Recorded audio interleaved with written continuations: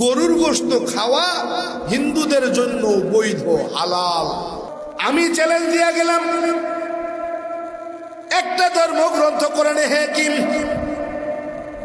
আমার ধর্মগ্রন্থ কোরআনে হাকিম দিয়ে চ্যালেঞ্জ দিয়া গেলাম, 1249টা ধর্মগ্রন্থের অনুসারী ধর্মাবলম্বী যারা আছো, তোমাদের মুখে যদি বল থাকে তোমরা আমার কোরআন থেকে একটা ভুল তো দূরের কথা, একটা সন্দেহ তো দূরের কথা, একটা জবর, একটা জের, একটা পেশ তো দূরের কথা, একটা নুক্তার পরিবর্তন দেখায়া দাও। তুমি যদি আমার কোরআন থেকে একটা নুক্তার পরিবর্তন দেখাইতে পারো, কথা দিলাম আমি তোমার গোলামি করব, তোমার ধর্ম পালন করব। আর যদি তুমি আমার ধর্মগ্রন্থ কোরআনের একটা নুক্তার পরিবর্তন দেখাতে না পারো, কথা দাও তুমি কালেমা পড়ে কি মুসলমান হবে? কি চ্যালেঞ্জ ঠিক আছে নাকি? হ্যাঁ ঠিক তো? একটু জোরে কইেন ঠিক।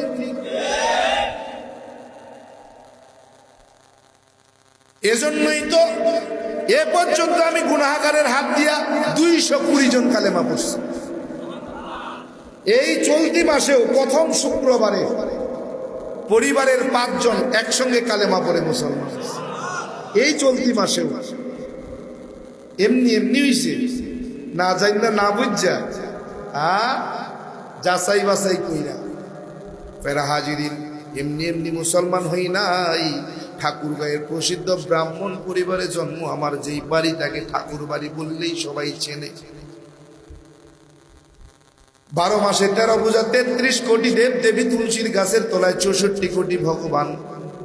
সংস্কৃত ভাষার উপরে পাণ্ডিত্য নিয়ে গবেষণা কইরা ডিগ্রি নিয়া বেদ পুরাণ রামায়ণ মহাভারত জিন্দা বেস্তা স্মৃতি শ্রুতি মনুসংহিতা শ্রীমৎ ভাগবত গীতা রাজভোগ কালীভোগ ছাড়াও অসংখ্য কিতাবাদি গবেষণা কইরা 44,441 খানা মন্ত্র পড়ে দেখলাম, তার ভিতরে 30,000 মন্ত্র শুধু মুসলমানের গুণগান। 2-1টা না, 30,000।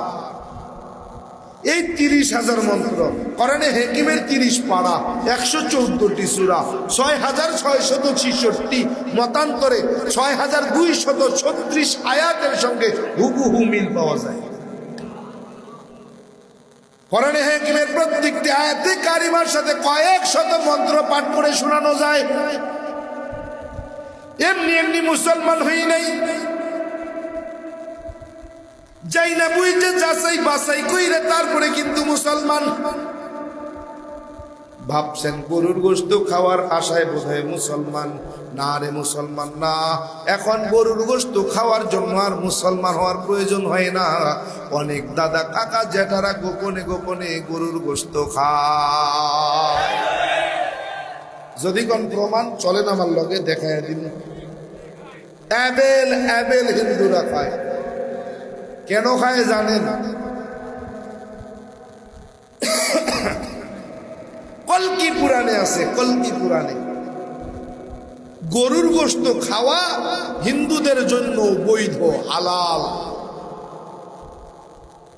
যদি তারা প্রমাণ করতে পারে তাদের ধর্মগ্রন্থে গরুর গোশত খাওয়া হারাম, নিষেধ, কথা দিলাম আমি আপনার গোলামি করব। আর যদি আমি প্রমাণ করে দিতে পারি তোমার ধর্মগ্রন্থে গরুর গোশত খাওয়া হালাল, বৈধ, কথা দাও তুমি কালেমা পড়ে মুসলমান। দেখেন কি সুন্দর কথা বলে। সর্বশেষ অবতার কল্কি অবতার, সর্বশেষ অবতার হিন্দু ধর্ম অনুযায়ী কল্কি অবতার। এই কল্কি অবতার আসবে। কল্কি অবতার কিভাবে আসবে, তার নাম কি হবে, তার পরিচয় কি হবে, কোথায় আসবেন, সব তাদের ধর্মগ্রন্থ কল্কি পুরাণে লেখা আছে। তারা বলতেছেন সর্বশেষ যিনি অবতার হয়ে দুনিয়ায় আসবেন তার নামের প্রথম অক্ষর হবে ম। প্রথম অক্ষর ম, শেষের অক্ষর হবে দ। শেষের অক্ষর দ। আমাদের নবীজির নাম কি গো? মুহাম্মদ সাল্লাল্লাহু আলাইহি ওয়া আলিহি ওয়াসাল্লাম। মুহাম্মদ নামের প্রথম অক্ষর, শেষের অক্ষর। তারা বলতেছে যেই নামের অর্থ হবে প্রশংসিত, মুহাম্মদ নামের অর্থ কি? প্রশংসিত। শুধু প্রশংসিত নয়, বলে সর্ব প্রশংসিত, যার প্রশংসার কাছে আর কোনো প্রশংসা নাই। কি? যিনি গরুর গোশত খাওয়াকে হালাল বৈধ মনে করবেন। আমাদের নবীজি গরুর গোশত খাওয়া হালাল নাকি হারাম মনে করেন? হ্যাঁ? যিনি সাহারা ভূমিতে জন্মগ্রহণ করবেন, অর্থাৎ মরুভূমি বাংলাদেশে দেখো নাই না? আপনাকে কুয়াকাটার না, তাইলে বোধহয় কক্সবাজারের বালু সমুদ্র সৈকত না, বলে মরুভূমি সৌদি আরব মক্কার জমিনে অবস্থিত। মরুভূমিতে জন্মগ্রহণ করবেন, তাসটি বানবেন, তার নামের প্রথম অক্ষর হবে ম, শেষের অক্ষর হবে দ, যার নামের অর্থ হবে প্রশংসিত, যিনি গরুর গোশত খাওয়াকে বৈধ মনে করেন। তার মানে তাদের ধর্মগ্রন্থেই আমার নবীর আসার কি আসার আগমনের বার্তা পাওয়া যাইতেছে। তাহলে এবার প্রমাণ করে দেন যে আপনার ধর্মগ্রন্থে গরুর গোশত খাওয়া মানা। ওয়াদা করে গেলাম, যদি আপনি প্রমাণ করতে পারেন আমি আপনার গোলামি করব, আপনার ধর্ম মাইনে নেব, চ্যালেঞ্জ, কসম। আর যদি আমি প্রমাণ করে দিতে পারি আপনার ধর্মগ্রন্থে গরুর গোশত খাওয়া হালাল, তাইলে আপনি কালেমা পড়ে মুসলমান হবেন, স্ট্যাম্পে লিখিত দিবেন, মোকাবেলায় বসবো, বলে ভিডিও কনফারেন্সে না, সরাসরি সামনাসামনি। আপনি বিজয় হলে আপনার গোলামি করব, আমি বিজয় হলে আমার ধর্ম গ্রহণ করব। কি বাপের বেটা একজনও ভাই নেই এখন। কিয়ামত পর্যন্ত পাবো বলে মনে হয়। কি কর হাজিরিন, আল্লাহ তাআলা কোরআন পড়াইছেন, এমন একটা নিখুঁত নির্ভুল কিতাব পড়াইছেন, যেই কিতাব নির্ভুল, যার মধ্যে কোনো ভুল নাই, সন্দেহ নাই, এমন একটা কিতাব পড়াইছেন। বলে পৃথিবীর জমিনে 1249টা ধর্মগ্রন্থ পাওয়া যায়, এমন একটা ধর্মগ্রন্থ নাই যার ভিতরে ভুল নাই। কিন্তু কোরআনের ভুল আজ প্রায় 1400 বছর 1500 বছর হয়ে গেল, আজ পর্যন্ত কেউ একটা নুক্তারও পরিবর্তন দেখাতে পারে না।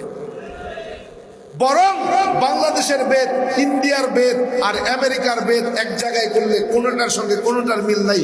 বাংলাদেশের ইঞ্জিল, ইন্ডিয়ার ইঞ্জিল আর আমেরিকার ইঞ্জিল এক জায়গায় করলে কোনো মিল নাই। বাংলাদেশের ত্রিপিটক, ইন্ডিয়ার ত্রিপিটক আর চীনের ত্রিপিটক এক জায়গায় করলে কোনো মিল নাই। কিন্তু পৃথিবীর 195টা মতো দেশ, এমন একটা দেশ নাই যে এক দেশের কোরআনের সঙ্গে আরেক দেশের কোরআনের কোনো মিল নেই। আছে আছে আছে, হবে, অসম্ভব কেন হবে না?